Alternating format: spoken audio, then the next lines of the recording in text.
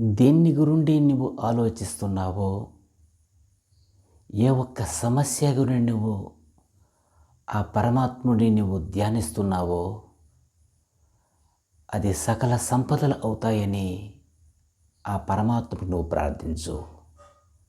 నీ జీవితం పాటు నువ్వు చేసుకున్న ప్రతి ఒక్క కర్మ ఫలం అనేది అది నివారణ అవుతుంది. అది కాదు అనుకోని నువ్వు కూర్చుంటే అది కాదు. అది కాకపోని ఆ విషయం అవ్వచ్చు, అది అవుతుందని నీ మైండ్కి క్రిటికల్ చేస్తుండు. నీకు తప్పకుండా అది జరుగుతుంది. ఏ వస్తువు పోయినా అది పోనివ్వు. ఏ వస్తువు నీ దగ్గరకు వచ్చినా అది రానివ్వు. అటువంటి సమభావంతో ఉంటే ఏ ఒక్క చక్కనైన జీవితం నీకు దొరుకుతుంది. ఎవరో ఏమో నీ కోసము ఒక విషయము నీకు అన్నారనుకో, ఒకవేళ ఉదాహరణ కోసము వాళ్ళకు అని నీవు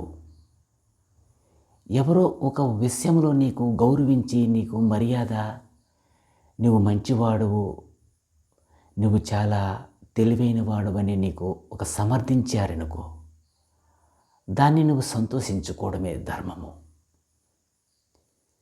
ఒక్క చిన్న విషయానికి నీ మనసుగా కృంగిపోతే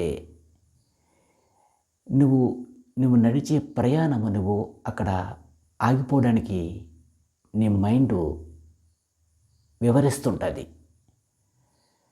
ఒక మంచి పని చేస్తే ఎవరైనా నీ కోసము అది చేస్తున్నాడు, దానివల్ల ఎంత లాభము దొరుకుతుంది, అది తానికి నష్టమైతే ఆ పని చేస్తాడా, అతనికి లాభం ఉంటే ఆ పని చేస్తాడు అనుకుంటే వాళ్ళని వదిలిపెట్టి నీ ఆత్మ సాక్షిగా, ఆ పరమాత్ముడు సాక్షిగా, భగవంతుడు సాక్షిగా నీ మనసు హృదయపూర్వకంగా ఆ పని ప్రారంభించు. ఎవరిని పట్టించుకోకు, ఎవరిని కూడా నువ్వు భయపెట్టకు, ఎవరిని నువ్వు భయపడకు. భగవంతుడి మీద నువ్వు భారం వదిలి ఏ కర్మ చేయు, అది తప్పకుండా నీకు విజయం సాధిస్తుంది.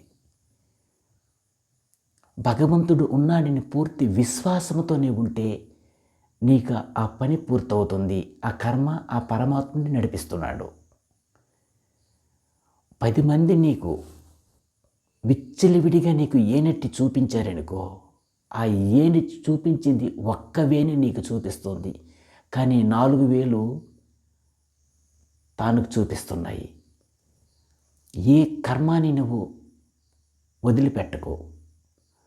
10 లక్షలు దొరికాయన్నా సంతోషముగా స్వీకరించు, 10 లక్షలు పోయాయన్నా సంతోషంగా స్వీకరించు.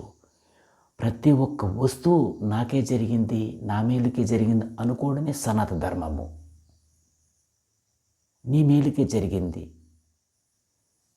అటువంటి భావన పొంది దైవముతో నువ్వు మాట్లాడు. పరమాత్ముడు ఉన్నాడని నీ హృదయపూర్వక నమ్మకం ఉండాలి. ఏ కర్మ చేస్తే అది నష్టము రాని అది లాభముగా నువ్వు భావించు. ప్రతి ఫలముతో నువ్వు అనుసంధము, నువ్వు కనెక్ట్ అవుతావు. పరమాత్ముడు కూడా నీకు హృదయముగా నీకు మనసు ఆలోచన లేకుండా మంచి సమకూరుస్తాడు. మనసు పరిపరి విధాలైన ఆ మనసు నీకు ఆలోచిస్తుంటుంది. ఇది వద్దు, ఇది చెయ్యకు, ఇది నష్టమైపోతావు. నీ ఆలోచన ఆ మనసుకి పంపిస్తుంది. నీ ఆత్మ హృదయపూర్వకంగా ఆ పని చేస్తాను, నాకు లాభం దొరుకుతుంది అని ఆ భావన నీలో మైండ్కి క్రిటికల్ చేస్తుండు. తప్పకుండా నీకు ఆ పరమాత్ముడు నీకు సంకల్పం ఇస్తాడు. దైవముతో నువ్వు మాట్లాడు, ఎవరిని పట్టించుకోకు. ఊరిలో కుక్కలు మురుగుతున్నాయి, అవి మనం వెళ్తుంటే అరుస్తుంటాయి. వాటి భాష మనకు అర్థం కాదు. అర్థం కాకపోయినప్పుడు నువ్వు ఊరుకుంటావు. అలాగా ఆ కుక్కలు అరుస్తున్నాయి అని అనుకో. భగవంతుడి మీద భారం ఉంచు.